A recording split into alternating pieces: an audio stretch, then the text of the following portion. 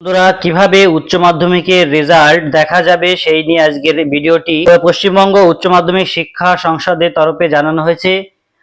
8ই মে বুধবার দুপুর 1টায় সাংবাদিক বৈঠকের মাধ্যমে আনুষ্ঠানিকভাবে উচ্চ মাধ্যমিক পরীক্ষার ফলাফল প্রকাশ করা হবে এবং দুপুর 3টে থেকে তোমরা বিভিন্ন ওয়েবসাইটের মাধ্যমে নিজেদের রেজাল্ট দেখতে পারবে।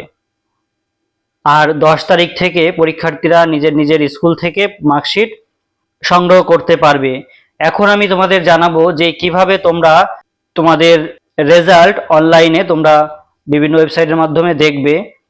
দেখো, একটা ওয়েবসাইটের নাম আমি বলছি, wbresults.nic.in। এই ওয়েবসাইটে তোমরা যাবে। তারপর কি করবে, প্রথমে নিচে দেয়া চেক রেজাল্ট বানানটিতে ক্লিক করতে হবে। যখনই তোমরা ওই লিঙ্কটি অর্থাৎ যে ওয়েবসাইটের কথা আমি বললাম সেই ওয়েবসাইটে যাবে, তারপরে দেখবে চেক রেজাল্ট বানানটি, সেখানে তোমরা ক্লিক করবে। তারপর তোমাদের রোল নাম্বার সঠিকভাবে দিতে দেবে, যেখানে রোল নাম্বার দিতে বলবে। তারপরে ওখানে দেয়া একটা ক্যাপচা দেবে, সেই ক্যাপচাটা তোমাদের সঠিকভাবে পূরণ করতে হবে। অর্থাৎ যেভাবে ক্যাপচাটা দেওয়া আছে সেইভাবেই কিন্তু তোমরা ওই যে তোমাদের স্থানটা দেবে সেই খোপের মধ্যে তোমরা ক্যাপচাটা লিখে দেবে।